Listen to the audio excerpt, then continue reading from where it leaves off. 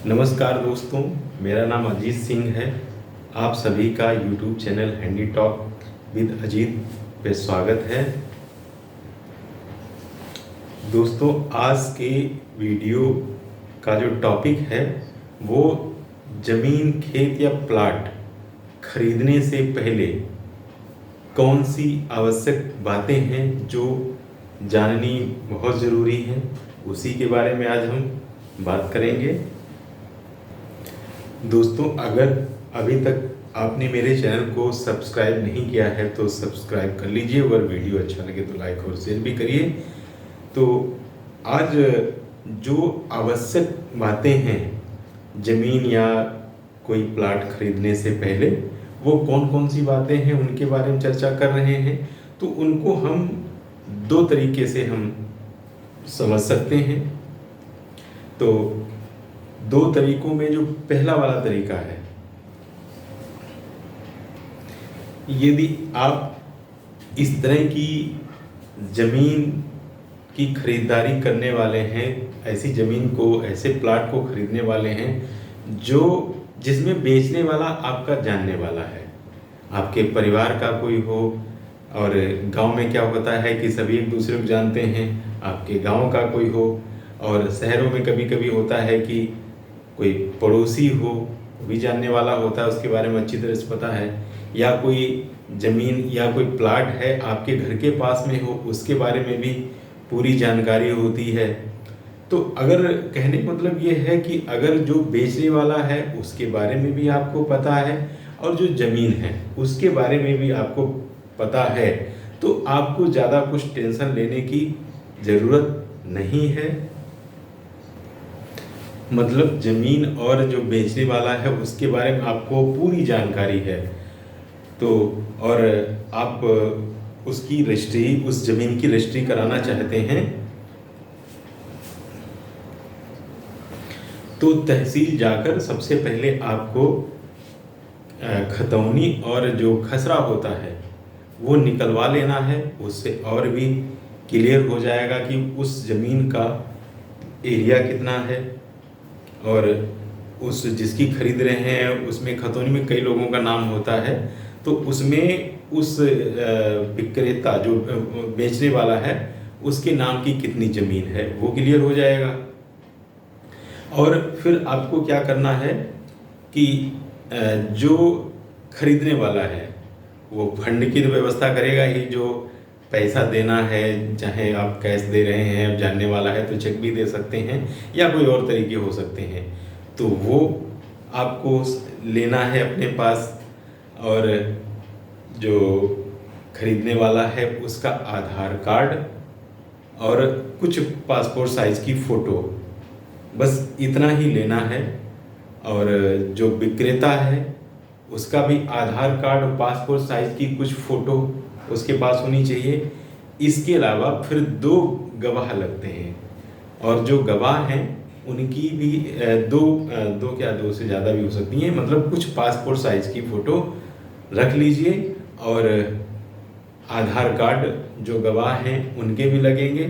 तो मतलब जो भी आप दो गवाह, क्रेता विक्रेता, इनके सबके आधार कार्ड और पासपोर्ट साइज़ की कुछ फ़ोटो ये लेके साथ में आपको तहसील जाना होगा। तहसील जब आप जाएंगे तो वहाँ पे जो तखत होते हैं उन पे दस्तावेज लेखक जो होते हैं वो लोग बैठे होते हैं। तो काफ़ी लोग होते हैं, तो आप बात कर लीजिएगा कि कितनी फीस लेगा, क्योंकि जो दस्तावेज, जो कागज़ हैं वही लोग तैयार करेंगे। तो आप पहले उनसे बात कर लीजिए कि कितने में हो जाएगा। वहाँ जाके, तो तहसील में जाके आप किसी दस्तावेज लेखक से आप बात करेंगे और उनसे अपने कागज़ जो हैं वो तैयार कराएंगे। जब कागज़ आपके जिस ज़मीन की रजिस्ट्री होनी है वो कागज़ जब तैयार हो जाएंगे, तब जो दस्तावेज लेखक हैं वही जो आपकी फाइल होगी वो रजिस्ट्रार ऑफिस में जमा करा देंगे। और रजिस्ट्रार ऑफिस में फाइल या कागज़ जमा होने के बाद में फिर आपको थोड़ा इंतज़ार करना पड़ेगा। और इंतज़ार जब आप करेंगे तो फिर आप ध्यान दीजिएगा कि आपका जब नाम बुलाया जाए तो क्रेता मतलब जो बेचने वाला है, जो खरीदने वाला है, और 2 गवाह, सभी लोग जो वहाँ जाएंगे और रजिस्ट्रार के सामने बयान होंगे, हस्ताक्षर होंगे, और जो वहाँ पे कैमरा होता है उसमें सबकी फ़ोटो ली जाती है। और ये जब सब हो जाएगा उसके बाद में फिर आप का काम वहाँ हो गया। आप वहाँ पे कुछ फीस लगती है रजिस्ट्रार ऑफिस में, जो पैसा आप जमा करेंगे या आप दस्तावेज लेखक के द्वारा जमा कराएंगे उसकी आपको रसीद मिल जाएगी, और आप वहाँ से रजिस्ट्रार ऑफिस से बाहर आ जाएंगे, और जो रजिस्ट्री है आपको अगले दिन मिलेगी। तो जब आप बाहर आ जाएंगे, दस्तावेज लेखक से मिलेंगे, तो वहाँ पे स्टाम्प शुल्क जो है वो तो आपसे पहले ही ले लिया जाता है, वो ले लेते हैं, और जो भी आपने फीस तय की है, जो दस्तावेज लेखक हैं उनकी आप फीस दे के आप घर जा सकते हैं।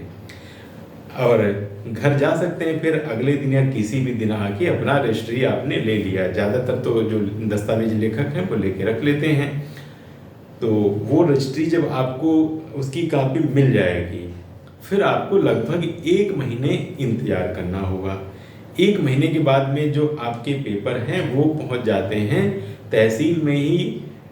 जो आप जिस ब्लॉक में ज़मीन आप ले रहे हैं ब्लॉक, और उस ब्लॉक के जो नायब तहसीलदार होंगे उनका ऑफिस होगा, उस ऑफिस में जाएंगे और जो भी बाबू क्लर्क बैठे होंगे उनसे बात करेंगे कि हमको दाखिल खारिज कराना है।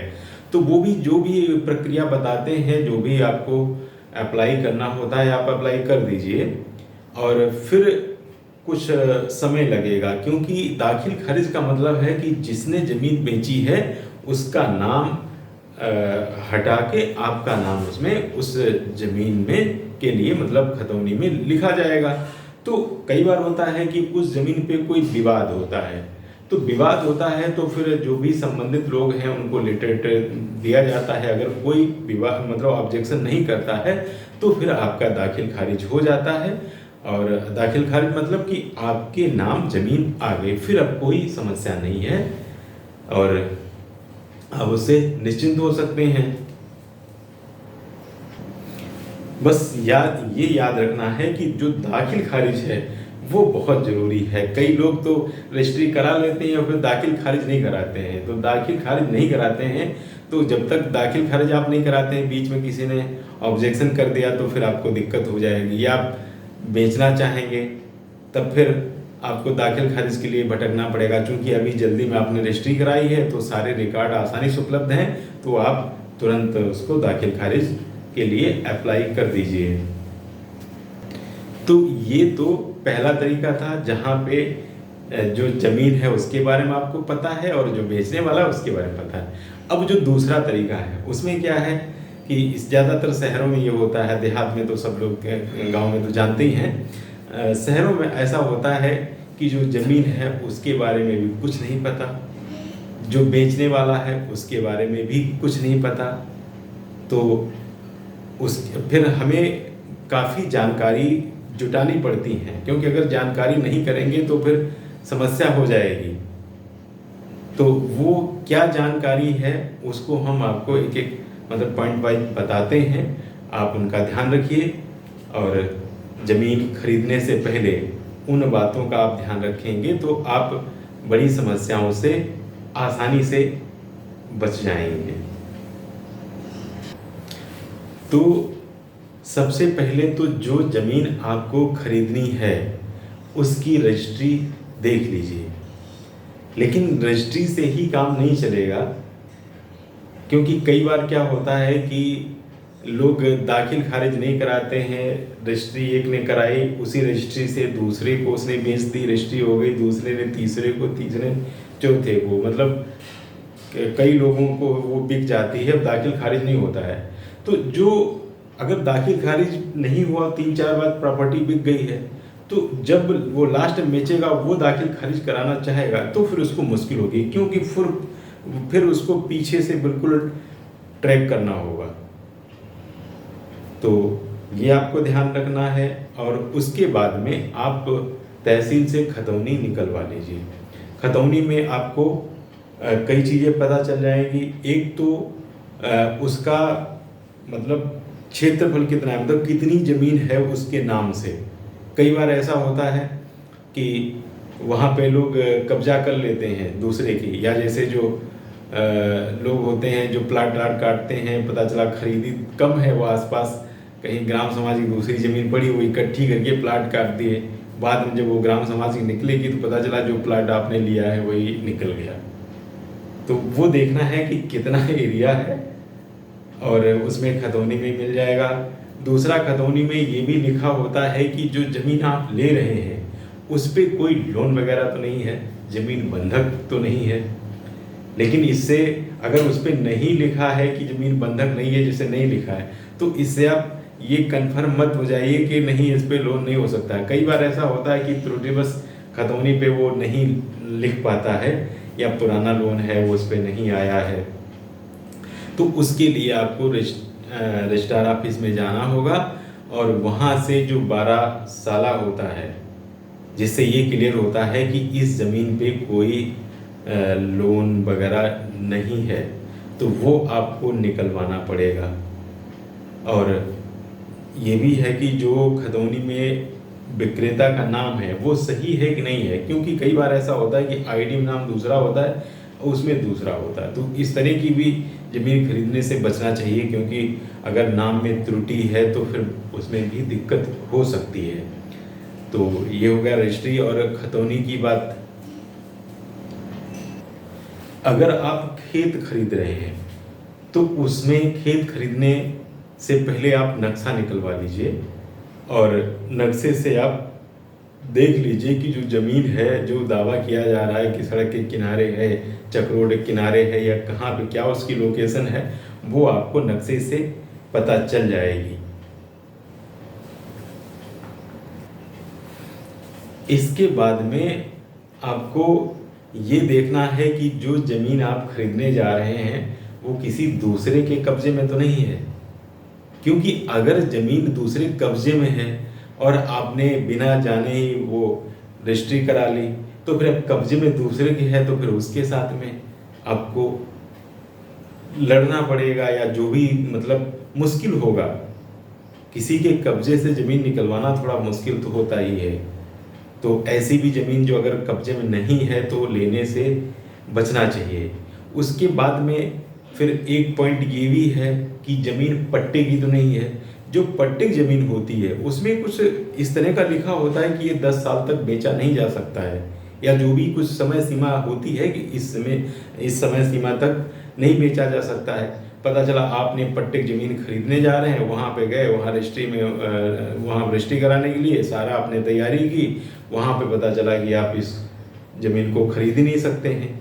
तो अगर पट्टे की ज़मीन अगर आपको खरीदनी है तो तहसील जाके आप वहाँ पता कर सकते हैं कि पट्टे की ज़मीन है। कई बार ऐसा होता है कि पट्टे की ज़मीन भी उसके जो विक्रेता है उसके नाम से आ जाती है, और उसको वो अथॉरिटी मिल जाती है कि अब इसको बेच सकता है।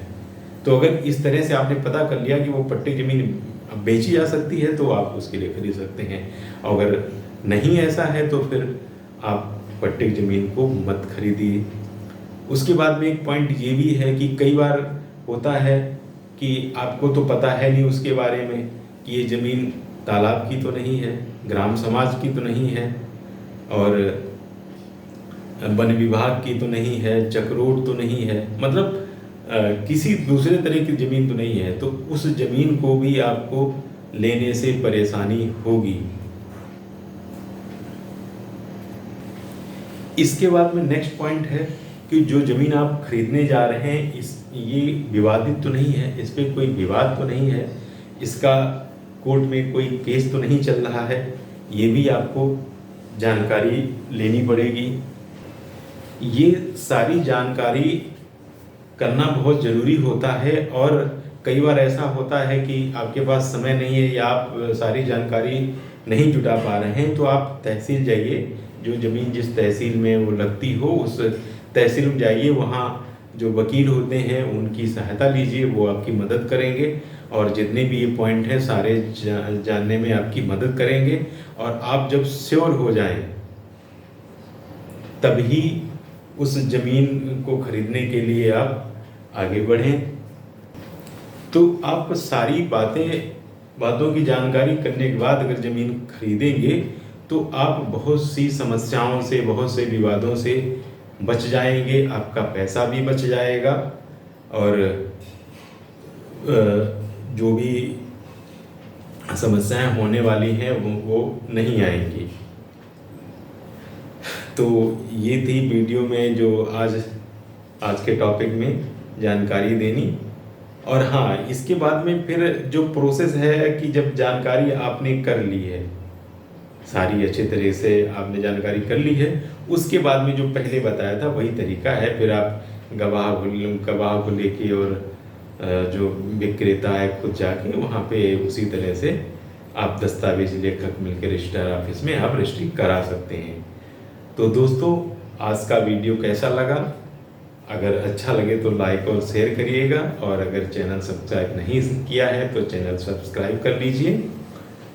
मिलते हैं नेक्स्ट वीडियो में। वीडियो देखने के लिए धन्यवाद।